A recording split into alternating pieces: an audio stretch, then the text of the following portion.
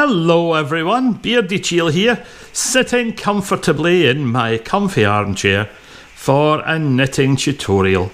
And today's knitting tutorial involves the German short row heel. Now, German short row heels are normally part of a sock, and what I've done here in my setup is I've created just a little piece of stocking stitch which represents the sole section of a sock. I did think, well, I'd get out a circular needle and do the whole thing, and I thought I don't need to. All I want to do is create the sole section. So here we have a 15 stitch sole, and what we're going to be doing is we're going to be splitting it into 3 5-stitch sections. The 5 stitches in the centre will be left over when we finish reducing, going in the way, both sides. And from there we'll work our way back out to turn the heel. So, keeping it simple, as if you've just come to the sole section, we are going to knit a row, and it's a nice straightforward process. We're going to knit across the row, knit across the sole of the sock as if you're completing your round. You've already knitted the instep. And here's our sole. We finish it, and then we're going to turn our work ready to purl, because we are only going to work on the sole section of the sock while we turn our heel. The German short row heel is based on creating German short row double stitches, and those are created this way.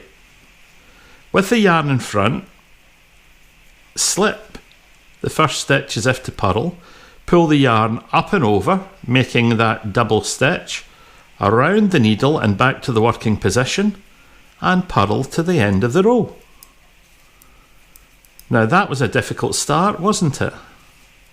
Now you're going to see that process 10 times, so I'm not going to worry that that first one went quite quickly, because you're going to see it over and over again while we're reducing. So we get all the way to the end, there's the last stitch, and we turn our work ready to knit. And we do the same on the knit side. With the yarn in front, slip the first stitch purlwise. We're going to tug the stitch up and over, putting 2 strands on this side, 2 strands on the other side, and we're going to knit back until we find our first double stitch. Now the bit in between the double stitches at the moment, I'm just going to have to fill with chatter because it's not important, it's just stocking stitch, you've all seen that before. There's my double stitch, there's the stitch just before it, and you can see 2 strands on this side, 2 strands on that side. Turn the work. Let's do a purl one again. So with yarn in front as if to purl, slip a stitch purlwise, haul the stitch up and over, yarn back round to the working position, and purl until we find the other double stitch.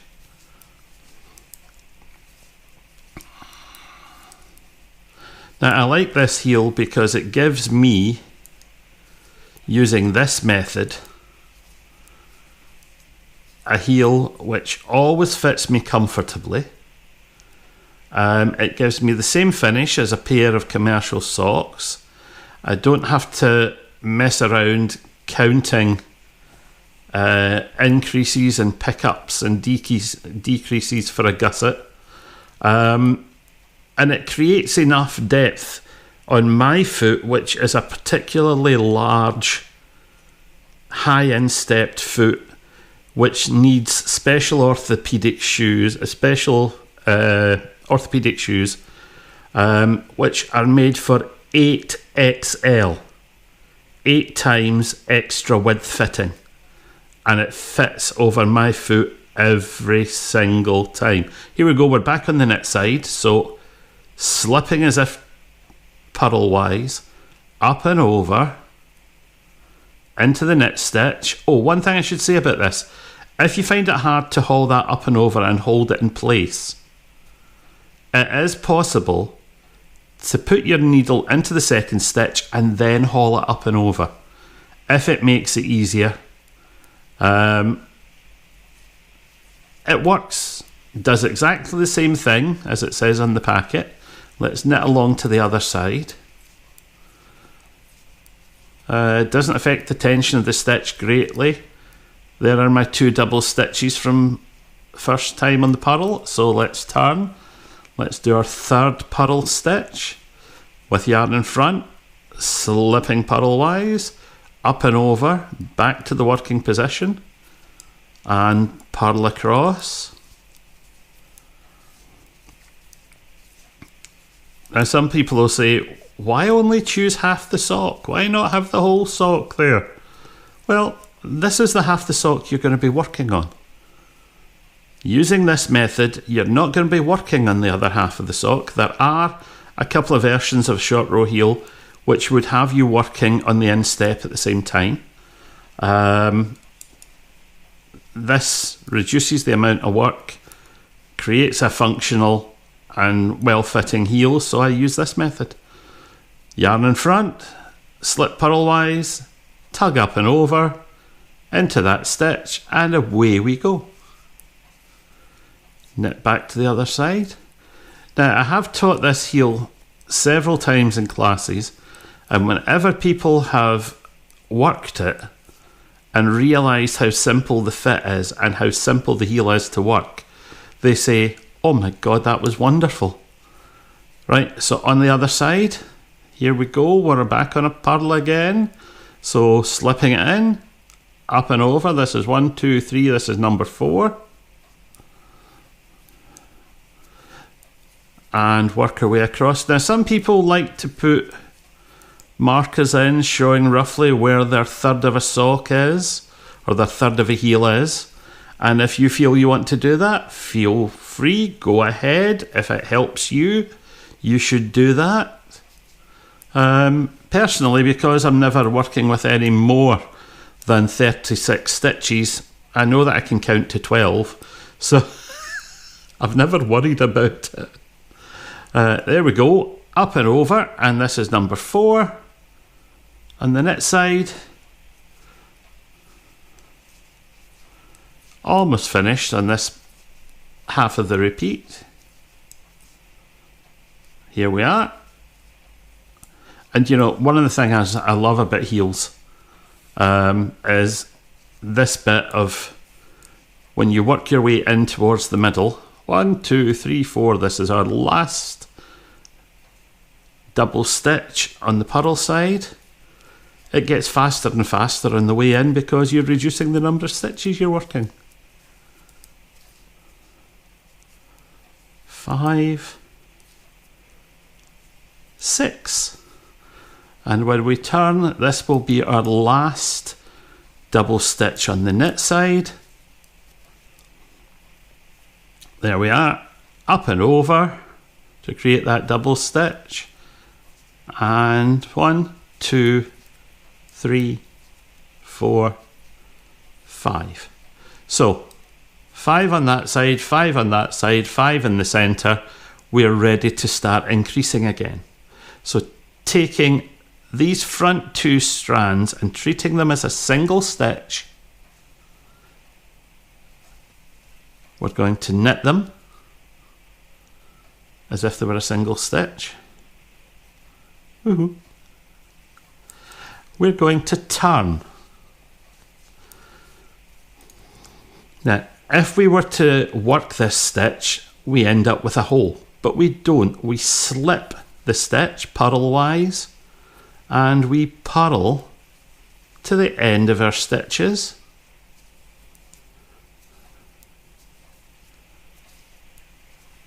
Where we meet our double stitches.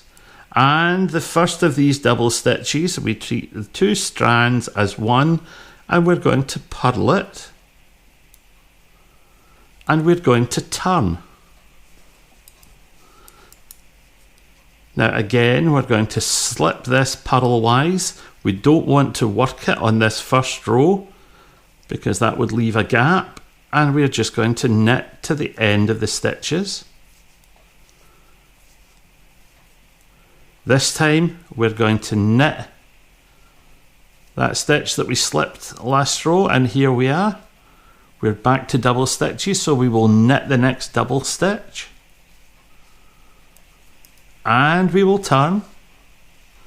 And we will slip the first stitch, purlwise, and we will purl to the end.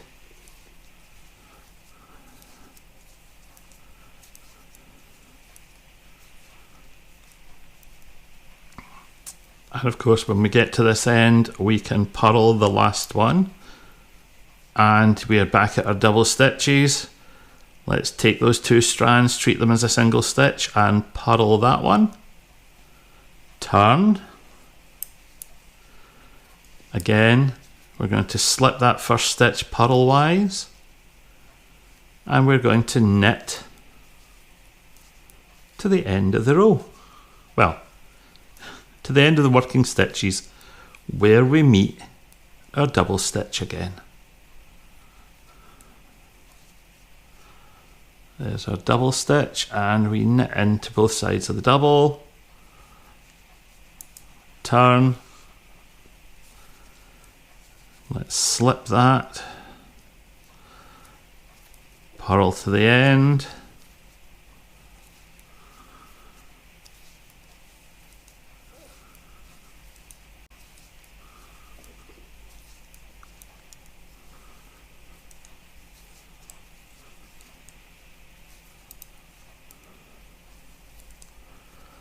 We've come to the other end, back to our double stitches, and there's the next double stitch. We're going to purl, turn, we're going to slip the first stitch purlwise, and we're going to knit the rest of the centre section.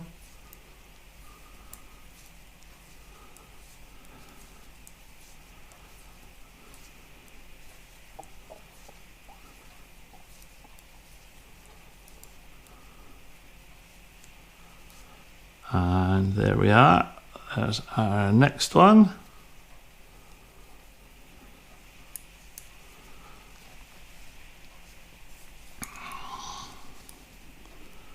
Again, slip the first stitch, purl to the end of the centre section when we meet our double stitches.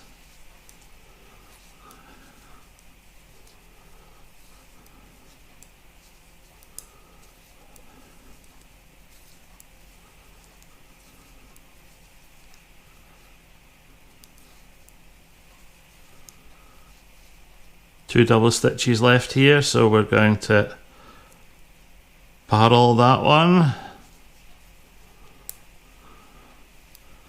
turn our work again, slip that first stitch purlwise, leaving the yarn behind because we're going to knit.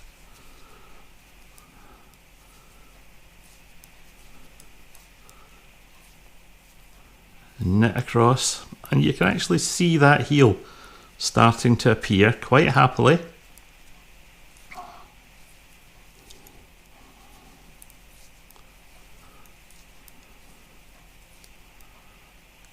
We can knit that one this time. We're on to the last one, so knitwise, there's that last one.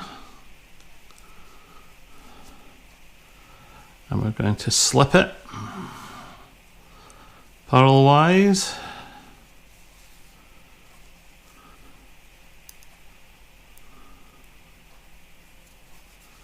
and purl to the other end.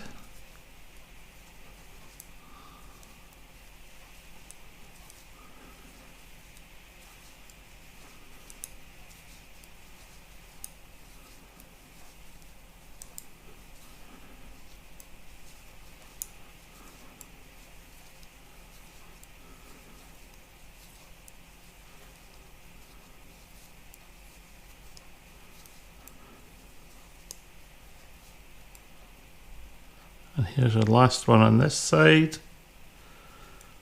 So we're going to slip in there, We're going to purl that one, and we're going to turn.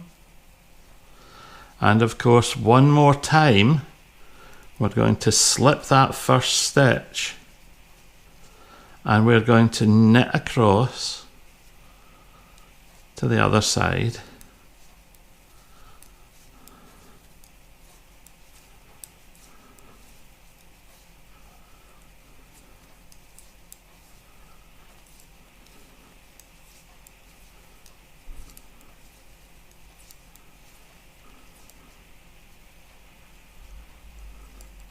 And here's the one that was slipped last time.